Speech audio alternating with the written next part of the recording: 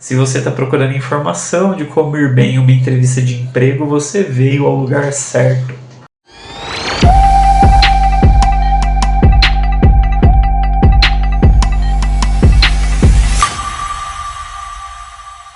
Bem-vindo ao meu canal, eu sou a Abimadev. Fique à vontade, se inscreva no canal. A avaliação é de acordo com a sua preferência, então deixe o seu like ou dislike, mas comenta o porquê gostou e não gostou do vídeo. Bom, a preparação prévia diz que você precisa se preparar antes de entrar ali em reunião com o recrutador ou até mesmo com o entrevistador, que vai ser da parte técnica ou da parte do RH mesmo. E nessa preparação prévia, você precisa se atentar a alguns itens bem simples ali que você vai ter que transmitir ao entrevistador com muita segurança, ok? O primeiro item dessa lista ali é o estudo da empresa, certo? Você precisa saber, no mínimo, do que se trata aquela empresa da qual você está fazendo a entrevista, simplesmente pelo motivo de que não é só você que precisa ali do emprego, tem outras pessoas também que precisam do emprego, mas você precisa dizer naquele curto período de tempo que você tem com o entrevistador por que a empresa escolheria você ao invés de escolher os outros. E não adianta vir com aquela história de que eu tenho filho, eu tenho minhas necessidades, eu preciso do emprego e você precisa de um desenvolvedor. Desenvolvedor tem vários, mas e o emprego? Então, essa fica a minha dica para você. Estuda a empresa, faz uma revisão das tecnologias, mostre os seus projetos anteriores que você trabalhou, tenha ali já na sua cabeça quais foram os projetos que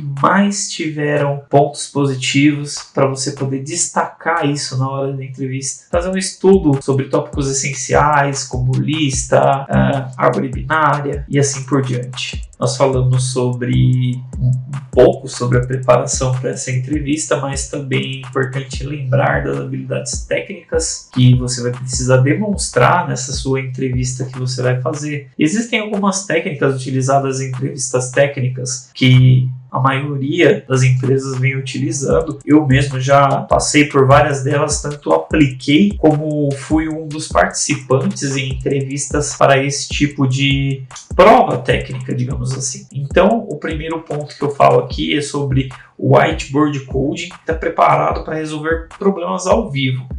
Normalmente o entrevistador vai trazer ali para você um problema e você, em um quadro branco, você vai precisar resolver aquele problema de uma forma ideal, dar uma solução ali para o problema do entrevistador. O próximo ponto que eu quero falar agora é sobre soft skills, certo? Habilidades comportamentais que você precisa demonstrar na sua entrevista de emprego, porque em muitas delas o próprio recrutador do RH já descarta você por você não ficar efetivamente uma entrevista de emprego. Para isso nós temos uma metodologia. Então assiste o vídeo aqui que vai te fazer uma ótima companhia. Não apresentar alguma habilidade específica. O primeiro caso que eu vou te falar é a comunicação. Se você não tem uma boa comunicação com o recrutador ou até mesmo com o entrevistador, não adianta, ele não vai passar você para a próxima fase. Então, se você tem alguém que pode te ajudar na sua casa, já faz como se fosse uma pré-entrevista com essa pessoa e peça para essa pessoa te perguntar como você resolveria algum problema técnico, ou até mesmo falar para a pessoa perguntar quais decisões que você teve, ou até mesmo use esse vídeo, quais decisões que você já tomou e explique ela para mim aí com toda clareza o que você fez para resolver esse tipo de problema. Então, ou até mesmo você pode deixar no comentário, mas escreva com clareza o que você fez. E, é claro, você pode utilizar essa mesma técnica com alguém da sua casa. Trabalho em equipe também é algo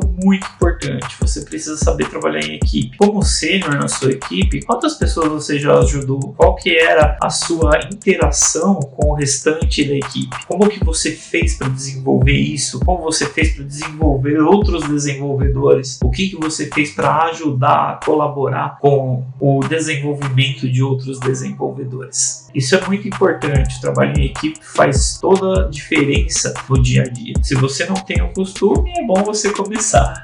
Agora, outra coisa que é bem importante é a adaptabilidade dentro do dia a dia. Como que você se adaptou a uma mudança de tarefa ou uma mudança de escopo? Você estava quase terminando, o Tech Lead veio com a informação que precisa refazer todo o trabalho que você já acabou de fazer? Como que você se adapta a isso? Como que você recebe esse tipo de notícia? Isso é muito importante, porque isso demonstra como você vai se agir, como você vai se comportar diante de um problema real, dentro da empresa, no dia a dia. Fica de olho nisso, certo? Agora eu quero perguntar para você algumas perguntas que se fazem em uma entrevista técnica para desenvolvedor de software. E não tem nenhum problema se você não souber responder. É importante que você saiba essas respostas e já tenha na ponta da língua, porque quando você chegar em uma entrevista, você já vai saber responder ela de bate-pronto. E vale lembrar que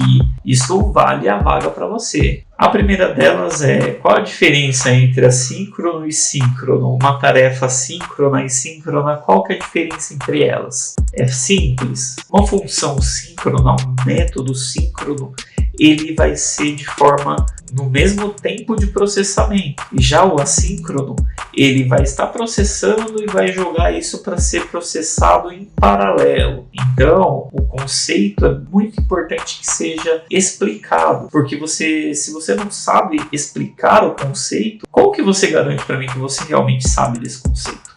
A próxima pergunta que eu vou fazer é uma pergunta que eu já fiz em entrevistas técnicas e muitas pessoas não sabem responder. Qual a diferença de um banco relacional e não relacional? O NoSQL para o SQL. Também é uma pergunta fácil de se responder, dado a própria pergunta já estar se respondendo. Um banco não relacional, ele não tem relações entre tabelas, digamos assim. Normalmente ele utiliza collections, como é o caso do MongoDB. E eu não sei dizer muito sobre outros bancos porque eu não cheguei a utilizar. No banco relacional, nós temos uma foreign key, uma chave estrangeira segurando aquele registro ali. Então você não consegue simplesmente ir lá e apagar um registro da tabela, porque esse registro está referenciado em outras tabelas. E se você tirar, ele provavelmente vai ter que apagar das outras tabelas. Mas a diferença é essa. E uma das perguntas que eu mais faço nas entrevistas técnicas é a seguinte: me fala de um projeto que você tem muito orgulho de dizer que você fez parte do começo ao fim desse projeto. Qual foi a sua participação e por que você se orgulha tanto desse projeto? É sempre importante em toda a nossa carreira a gente ter pelo menos um projeto que a gente se agarre e possa falar: olha, esse projeto aqui eu trabalhei do começo ao fim. Eu vou dar um exemplo da minha carreira. Um dos projetos que eu trabalhei ainda como desenvolvedor pleno foi um microserviços que, já desenvolvendo algumas habilidades de liderança, eu consegui trabalhar nesse projeto, trazer para esse projeto uma abstração que nós instalamos em cada uma das soluções e criamos um microserviço a partir disso. Foi um projeto na minha carreira que faz todo sentido eu contar como um sucesso, porque nós entregamos o produto final, o cliente ficou satisfeito e aumentou, alavancou ali o sucesso da empresa. Então é um ótimo case de sucesso para ser dito. Se você tem algo parecido com isso, não deixe de colocar também e de falar na entrevista. E é claro, você também precisa se demonstrar muito interessado na empresa. Então, para isso, eu sugiro que você faça algumas perguntas para o entrevistador, no caso da entrevista técnica. Mas antes disso, eu gostaria de pedir para você se inscrever neste canal, deixar o seu like, mas principalmente se inscreva no canal, ative as notificações. 70% das pessoas que assistem os vídeos desse canal não são inscritas. Eu tenho como provar isso em números. Por favor, se inscreva no canal, não custa nada e eu tenho certeza que você vai gostar das próximas dicas que a gente vai trazendo aqui. Já se inscreveu? Então bora! Uma das perguntas que você pode fazer para o entrevistador técnico é: como a equipe realiza os code reviews? Qual é a dinâmica da equipe? Há suporte para desenvolvimento profissional dentro da equipe, dentro da empresa? Você também precisa pensar no seu bem-estar dentro dessa empresa, porque senão não adianta nada, você simplesmente vai lá, vai fazer o seu trabalho, vai ganhar o seu dinheiro e vai voltar a dormir ou voltar para sua casa se for um trabalho presencial. Mas é muito importante o match de carreira, porque se você não tem um match de carreira, você vai se sentir desmotivado em um determinado momento. Então você precisa avaliar se aquela empresa faz sentido para sua carreira. Então é muito importante que você, do começo ao fim, se prepare para isso. veja desde o começo da entrevista se é ideal para você estar presente naquela empresa ou não. E agora, chegando ao final, eu gostaria de deixar algumas dicas finais. Faça testes técnicos com calma. Se for necessário, peça um tempo para o entrevistador para poder realizar esse teste técnico. Se for um teste em pair programming, você pode, conforme você codifica, fazer perguntas honestas para o entrevistador que está contigo ali no pair programming. Se ele se recusar a responder, não tem nenhum problema, você toma as decisões que você acha interessante, e se ele não gostar das perguntas que você fez, você realmente pode não conseguir passar naquela entrevista, mas o mais importante é que você mostrou interesse em discutir aquela solução, até porque o pair programming é uma prática comum hoje em dia. Lembre-se, desenvolvimento é mais sobre resolver problemas do que programar. Então, essa é a dica uma das dicas que eu deixo para você. A outra é leve seu portfólio. Eu sempre falo aqui no canal, você que está desempregado, você precisa atualizar o seu GitHub.